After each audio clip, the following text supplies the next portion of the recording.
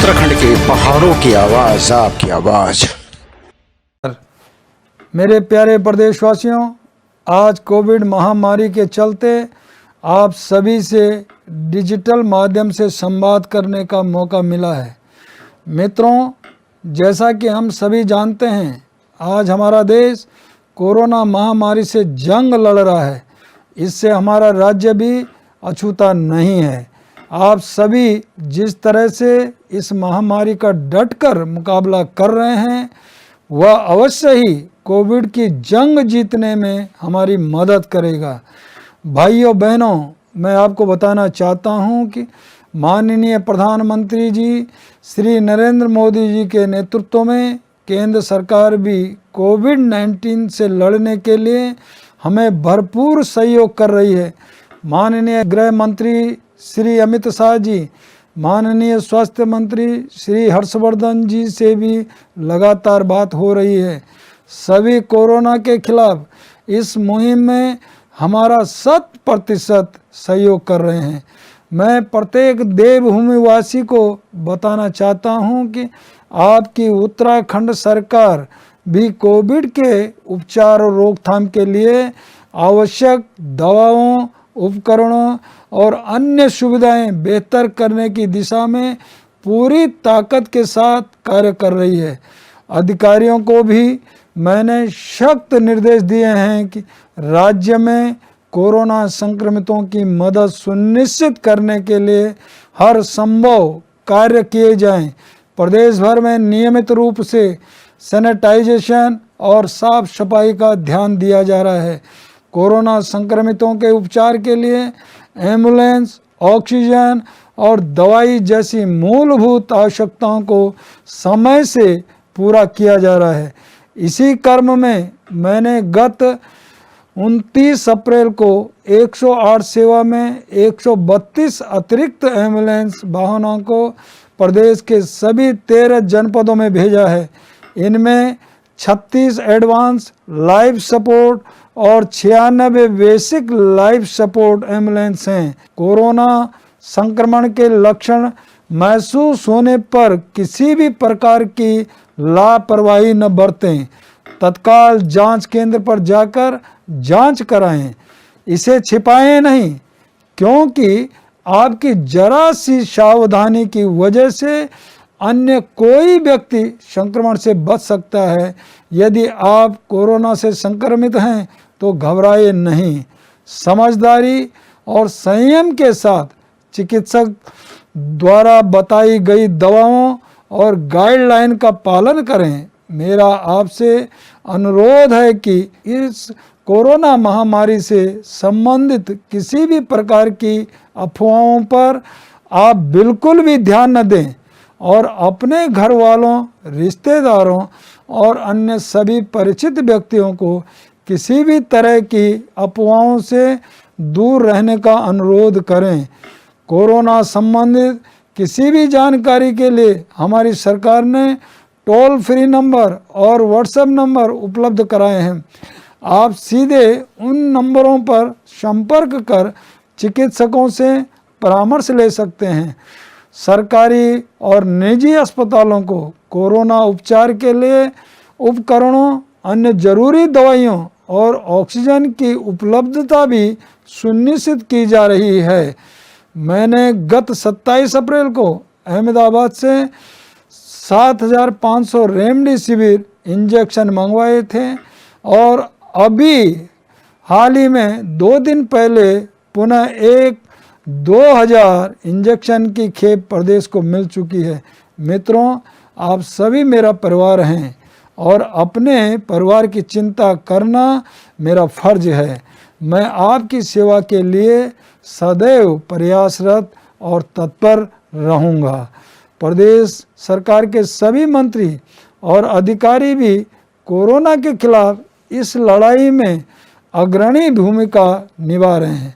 मैंने सरकार के सभी मंत्रियों को कोविड की रोकथाम के प्रबंधन और अनुसरण के लिए जिलेवार जिम्मेदारी सौंपी है। मैंने विधानसभा के सभी सदस्यों को उनकी विधायक निधि से 1 करोड़ रुपए तक के कोविड कार्यों को करवाने की स्वीकृति दे दी है। मेरी सभी विधायकों से अपेक्षा की है कि वे तत्काल अपने अपने क्षेत्रों में कोविड की रोकथाम के लिए हर संभव प्रयास करेंगे और विशेषकर सुदूरवर्ती इलाकों में रह रहे लोगों को पूर्ण सहयोग देंगे। अधिकारियों से भी मैं कहना चाहता हूं कि वे जनप्रतिनिधियों के साथ बेहतर समन्वय बनाएं और जन भागीदारी सुनिश्चित करते हुए कोरोना के खिलाफ इस लड़ाई को और मजबूत करें।